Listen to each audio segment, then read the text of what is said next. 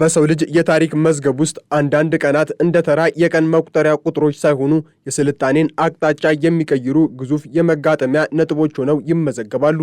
የካቲት 21 ቀን 2018 ዓ.ም ለዓለም እንዲህ አይነቱን ዕጣ ፋንታ የታተመበት ጥቁር ቅዳሜ ሆኗል። በዚያ ንጋት የፋርስ ምድር የልብ ትርታ በሆነችው ቴህራን ላይ የተሰማውና ምድርን ያንቀጠቀጠው ግዙፍ ፍንዳታ ተራ ወታደራዊ ግጭት ሳይሆን ለበርካታ አስርት ዓመታት ሲንተከተክ የቆየው የቀጠናው የጂኦፖለቲካ እሳተ ገሞራ በከፍተኛ ኃይል የፈነዳበት የታሪክ መጋጠሚያ ነበር። እስራኤል ቅድመ መከላከል ስትል የጠራችው ይህ ጥቃት በመካከለኛው ምስራቅ ብቻ ሳይሆን በመላው ዓለም ላይ የጦርነት ጥላ ያጠላ፣ የዲፕሎማሲውን በር የረገጠና ሀያላን አገራትን ወደማይመለሱበት የኃይል አዙሪት ውስጥ የከተተ ክስተት ሆኖ ተመዝግቧል። የካቲት 21 ቀን አጥቢያ ቴህራን ገና ከእንቅልፏ ሳትነቃ በከተማዋ ሰማይ ላይ የታየው ብርሃን ከፀሐይ መውጣት የመጣ አልነበረም። ይልቁንም የዘመናዊው ዓለም እጅግ ዘመናዊ የሆኑ ሚሳኤሎች የከተማዋን አየር ሰንጥቀው ሲገቡ የታየው የእሳት ነበልባል ነበር።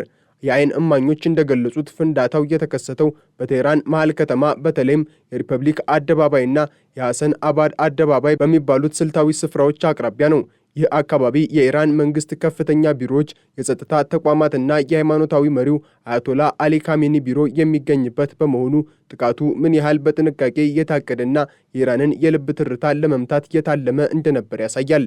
ከጥቃቱ በኋላ ወደ ሰማይ የሚትከነከነው ጥቁር ጭስ ቴህራንን ሲያፍናት የኢራን መንግስታዊ ቴሌቪዥን ፍንዳታው መከሰቱን በድንጋጤ ቢያረጋግጥም የደረሰውን ውድመት ግን በዝርዝር ለመግለጽ አልደፈረም። የ86 ዓመቱ አያቶላ አሊ ካሚኒ ለቀናት በአደባባይ አለመታየታቸውና ጥቃቱ በቢሮአቸው አቅራቢያ መፈጸሙ በሀገሪቱ ከፍተኛ አመራሮች ላይ የደረሰውን ድንጋጤና ምናልባትም ሽባ መሆንን የሚያመለክት ነበር። የከተማዋ ጎዳናዎች በጭስ ታፍነው የሰዎች ጩኸትና የአምቡላንስ ድምፅ የጥፋቱን መጠን ለዓለም ሲያበስሩ ይህ ጥቃት የትልቅ ጦርነት መጀመሪያ መሆኑን ማንም አልተጠራጠረም። እስራኤል ይህንን ጥቃት የሰነዘረችው በከፍተኛ ዝግጅትና በታቀደ ስትራቴጂ መሆኑን የመከላከያ ሚኒስትሩ እስራኤል ካትዝ በሰጡት መግለጫ አረጋግጠዋል። ሚኒስትሩ በመላው እስራኤል ልዩና ቋሚ የአስቸኳይ ጊዜ አዋጅ በማወጅ ሀገሪቱ ለከፋ ጦርነት መዘጋጀቷን ይፋ አድርገዋል። እስራኤል ይህንን ጥቃት ለመሰንዘር የተገደደችው በመጪው ጊዜ ሊሰነዘርባት የታቀደውን ታላቅ አደጋ አስቀድሞ ለማክሸፍ እንደሆነ ገልጻለች። ይህ እርምጃ የተወሰደው ባለፈው ዓመት ሰኔ ወር ላይ ተካሂዶ ከነበረውና የ12ቱ ቀናት ጦርነት ተብሎ ከሚጠራው ደም አፋሳሽ ግጭት ማግስት ጀምሮ እስራኤል በኢራን ላይ የነበራት ትዕግስት በመሟጠጡ ነው።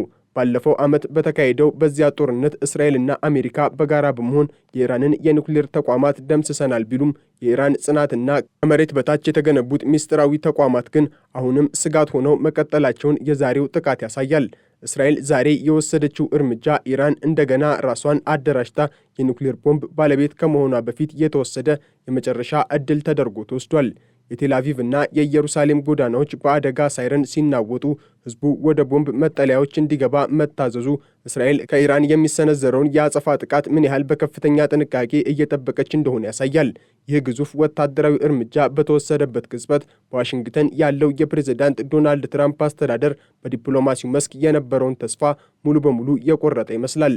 ትራምፕ ከጋዜጠኞች ጋር ባደረጉት ቆይታ በኦማን አሸማጋይነት ከኢራን ጋር ሲደረግ በነበረው የኒውክሌር ድርድር ደስተኛ እንዳልሆኑ በግልጽ ተናግረዋል። ትራምፕ እነዚህ ሰዎች በጣም አስቸጋሪና አደገኛ ናቸው፣ እኛ ሰላማዊ መንገድን ብንመርጥም እነሱ ግን ዓለምን አደጋ ላይ እየጣሉ ነው ማለታቸው አሜሪካ ለእስራኤል ጥቃት ድጋፏን እንደሰጠች ማረጋገጫ ሆኗል። በእርግጥም የአሜሪካ የደህንነት ባለስልጣናት እንደገለጹት የእስራኤል ጥቃት ከአሜሪካ ጋር ሙሉ በሙሉ የተቀናጀና ለወራት የታቀደ ነው።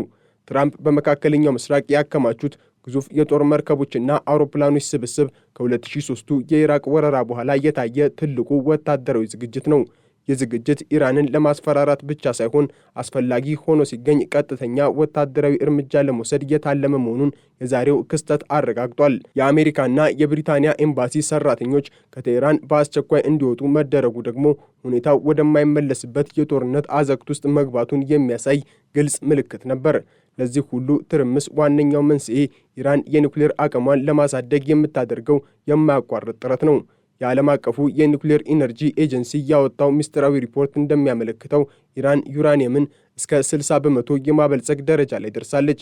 ይህ ደረጃ ደግሞ ወደ ኒውክሌር ቦምብ ለመቀየር የቀራት ርቀት እጅግ ጠባብ መሆኑን ያሳያል። በተለይም በኢስፋሃን ከተማ አቅራቢያ ከመሬት በታች በተገነባው የዋሻው ውስብስብ ተቋም ውስጥ ኢራን ከፍተኛ መጠን ያለው የበለጸገ ዩራኒየም መደበቋ የምዕራባውያንንና የእስራኤልን እንቅልፍ ነስቶ ቆይቷል። ኢስፋሃን ባለፈው ዓመት በደረሰበት ጥቃት ፈራርሷል ቢባልም ሳተላይቶች ግን አሁንም በዚያ አካባቢ ከፍተኛ እንቅስቃሴ እንዳለ ያሳያሉ። ኢራን አራተኛውን የኒውክሌር ተቋሟን የት እንደገነባች ለኤጀንሲው ፈቃድ አለመስጠቷና ፍተሻዎችን ማገዷ ኢራን በድብቅ ቦምብ እየሰራች ነው የሚለውን ጥርጣሬ አረጋግጧል።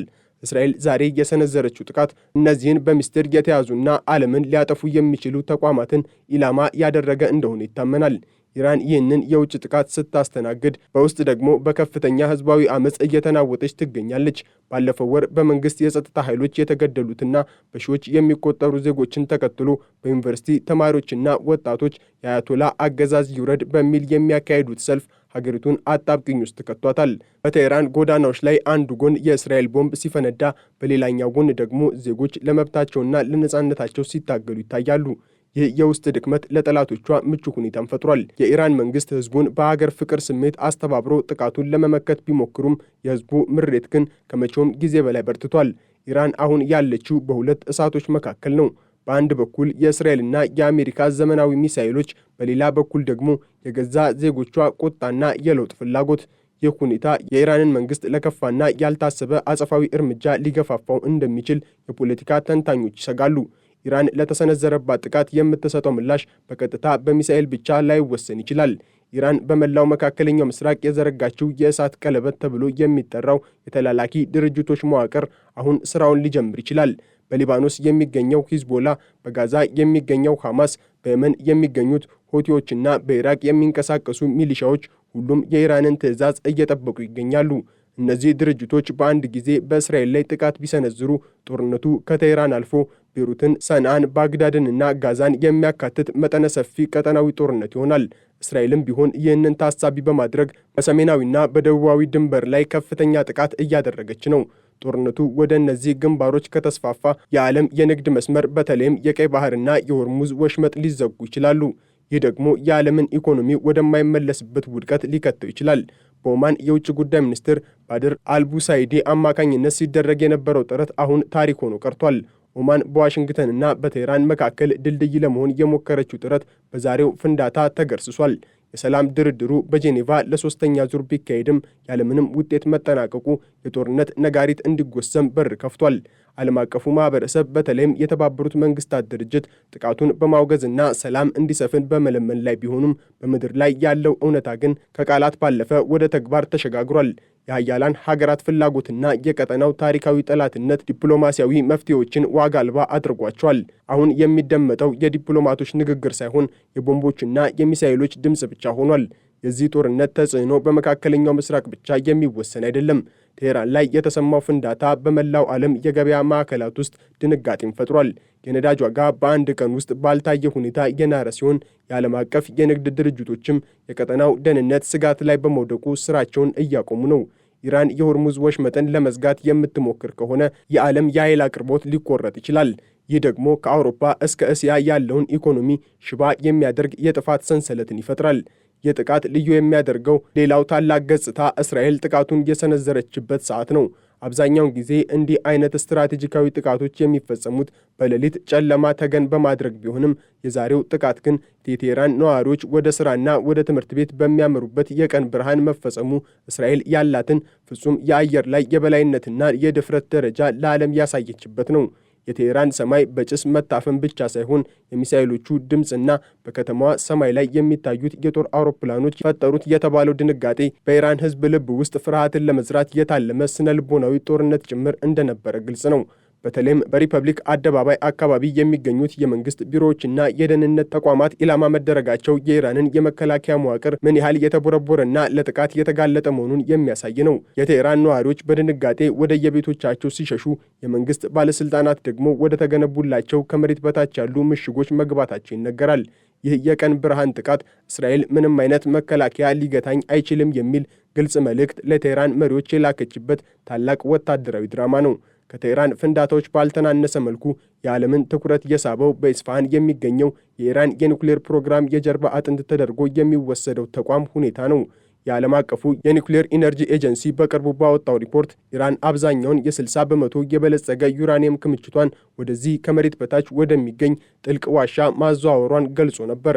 ይህ ዋሻ ከባለፈው ዓመት የ12 ቀናት ጦርነት ተርፎ አሁን ለኢራን ትልቁ የጥፋት መሳሪያ መፈልፈያ ሆኖ ማገልገሉ እስራኤልንና አሜሪካን ክፉኛ አስቆጥቷል። የዛሬው ጥቃት ይህንን ተቋም ምን ያህል ጉዳት እንዳደረሰበት ገና ግልጽ ባይሆንም በኢስፋሃን አካባቢ የታየው የጭስ ደመናና የተሰማው ፍንዳታ ግን ጥቃቱ እጅግ አውዳሚ እንደነበር ይጠቁማል።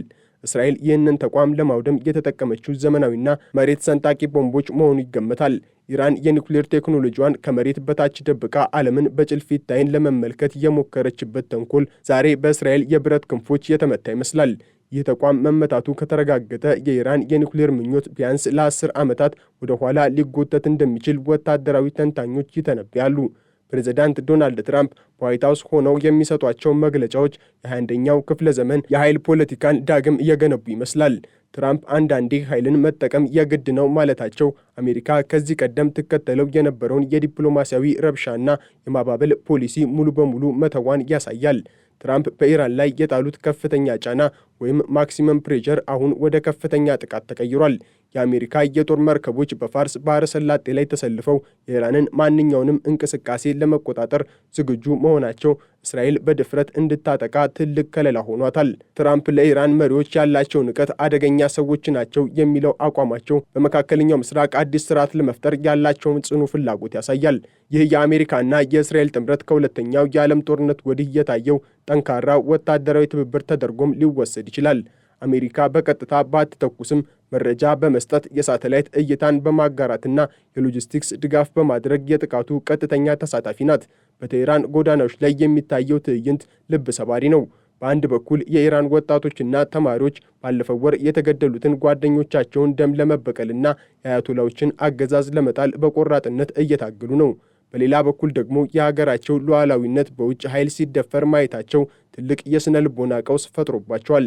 ሀገሬን እወዳለሁ ወይስ ነፃነቴን የሚለው ጥያቄ በብዙ ኢራናውያን ዘንድ እየተመላለሰ ይገኛል። የኢራን መንግስት ይህንን አጋጣሚ በመጠቀም ህዝቡን ከውጭ ወራሪ ጋር እንጋጠም በሚል ብሔራዊ ስሜት ለማነሳሳት እየሞከረ ቢሆንም የህዝቡ ምሬት ግን ከዚህ በላይ የደረሰ ይመስላል። በቴህራን ዩኒቨርሲቲ አካባቢ የሚሰማው የተቃውሞ ድምፅ ከፍንዳታው ድምፅ ጋር ተቀላቅሎ ሀገሪቱን በምን አይነት ከፍተኛ ውጥረት ውስጥ እንዳለች ያሳያል። ኢራን በውጭ ጠላት ስትመታ፣ በውስጥ ደግሞ የገዛ ልጆቿ አገዛዙን እየገፈተሩት ነው። ይህ ሁኔታ ለኢራን መሪዎች ታላቅ የህልውና አደጋ ነው። መንግስት ወታደራዊ ኃይሉን ከውጭ ለሚሰነዘረው ጥቃት ይመድብ ወይስ የውስጥ አመጹን ለማርገብ? ይህ የኢራን ታላቁ ፈተና ነው። በመካከለኛው ምስራቅ ለዘመናት የባሩድ በርሜል ተብሎ ሲጠራ ቆይቷል። ዛሬ ግን ያ በርሜል በከፍተኛ ኃይል ፈንድቷል። የእስራኤል ጥቃት በኢራን ላይ ብቻ የሚቆም አይደለም። በሊባኖስ ድንበር ላይ የሚገኘው ሂዝቦላ በሺዎች የሚቆጠሩ ሚሳኤሎቹን ወደ እስራኤል ለማስወንጨፍ ዝግጁ መሆኑን ገልጿል። በየመን የሚገኙት ሁቲዎች ደግሞ በቀይ ባህር ላይ የሚንቀሳቀሱ የአሜሪካና የእስራኤል መርከቦችን ኢላማ እንደሚያደርጉ ዝተዋል። ይህም ማለት ጦርነቱ በጥቂት ሰዓታት ውስጥ ወደ ሶሪያ፣ ሊባኖስ፣ የመንና ኢራቅ ሊስፋፋ ይችላል ማለት ነው። እስራኤል ሁለገብ ጦርነት ውስጥ ለመግባት ዝግጅቷን አጠናቃለች። በአንጻሩ ሳውዲ አረቢያና ሌሎች የባህረ ሰላጤው ሀገራት ሁኔታውን በከፍተኛ ስጋት እየተከታተሉት ነው።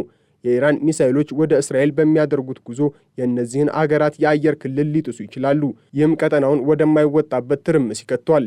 የመካከለኛው ምስራቅ ካርታ ደግሞ በደም እየተሳለ ይገኛል። ቴህራን ላይ የወደቀው እያንዳንዱ ቦምብ በዓለም ገበያ ላይ ባለው የነዳጅ ዋጋ ላይ እሳትን እየጨመረ ነው።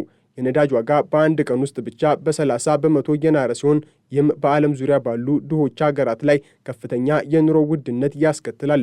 ኢራን የሆርሙዝ ወሽመጥን ለመዝጋት እንደምትገደድ በተደጋጋሚ ስትገልጽ ቆይታለች። ይህ ወሽመጥ ከተዘጋ የዓለም የነዳጅ አቅርቦት በ20 በመቶ ይቀንሳል። ይህም ማለት የዓለም ኢኮኖሚ ወደ ጨለማ ይገባል ማለት ነው። ከኒውዮርክ እስከ ቶኪዮ ያሉት የገንዘብ ገበያዎች ወይም ስቶክ ማርኬት በከፍተኛ ሁኔታ እየተንቀጠቀጡ ነው። የዛሬው ጥቃት ወታደራዊ ድል ሊያመጣ ቢችልም ኢኮኖሚያዊ ውድመቱ ግን መላውን የሰው ልጅ የሚጎዳ ነው። ትራምፕ አሜሪካ ነዳጅ አላት ቢሉም የዓለም ገበያ ግን ለአንዱ መናወጥ ለሌላው መፍረስ ምክንያት መሆኑ አይቀርም። የካቲት 21 ቀን 2018 ዓ.ም የዓለም ኢኮኖሚ ካለፉት 10 ዓመታት የከፋውን ድንጋጤ ያስተናገደበት ቀን ሆኖ ይመዘገባል።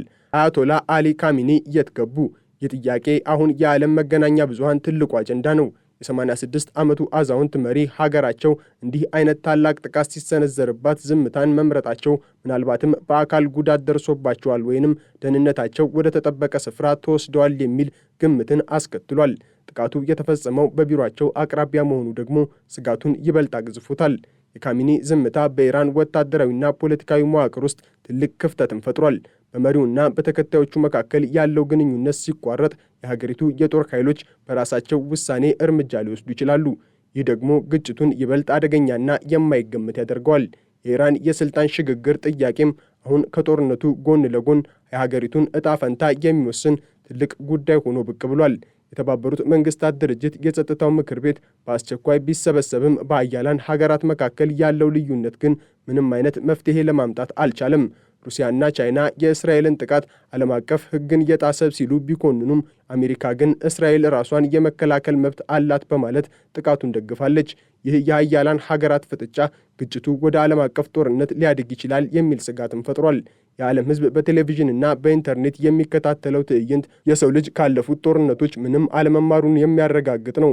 ሰላም በጠረጴዛ ዙሪያ ሳይሆን በጦር ሜዳ እንዲወሰን የተደረገው ጥረት የሰው ልጅ ስልጣኔን ወደ ኋላ የሚመልስ ነው። በኦማን እና በጄኔቫ የተደረጉት የዲፕሎማሲያዊ ጥረቶች እንደ ቴህራን ጭስ በነዋል። የካቲት 21 ቀን 2018 ዓ.ም ጥቃት የሰው ልጅ በ21ኛው ክፍለ ዘመን ሰላምን ለማስከበር ያደረገው ጥረት ትልቅ ሽንፈት የታየበት ቀን ሆኗል። በቴህራን ሰማይ ላይ የሚታየው ጭስ እየተበተነ ሲሄድ የሚታየው ውድመት ምናልባትም የአንድ ትልቅ ዓለም አቀፍ ጦርነት መጀመሪያ ወይም የሰው ልጅ ስልጣኔ አዲስ የጥፋት ምዕራፍ ምልክት ሊሆን ይችላል። እስራኤል ቅድመ መከላከል ብላ የጀመረችው ኢራን ደግሞ በኃይል እመልሳለሁ ስትል የዛተችበት ይህ ግጭት ዓለምን ወደማይታወቅና አስፈሪ አቅጣጫ እየመራት ነው። የዛሬው ትውልድ በቴሌቪዥን መስኮቶችና በስማርት ስልኮቹ የሚመለከተው ይህ ትዕይንት የታሪክ መጽሐፍት ወደፊት ታላቁ የመካከለኛው ምስራቅ ጦርነት ብለው ለሚጠሩት ክስተት የመክፈቻ ምዕራፍ ሊሆን ይችላል። ዓለም አሁን በትልቅ ስጋት ውስጥ ሆና እስትንፋሷን ይዛ የምትጠብቀው አንድ ነገር ብቻ ነው። የዛሬው ጭስ ነገ ወደ ምን አይነት እሳትነት ይለወጥ ይሆን የሚለውን። የሰው ልጅ ከታሪክ የማይማር መሆኑን የዛሬው የቴህራን ፍንዳታ በድጋሚ አረጋግጧል።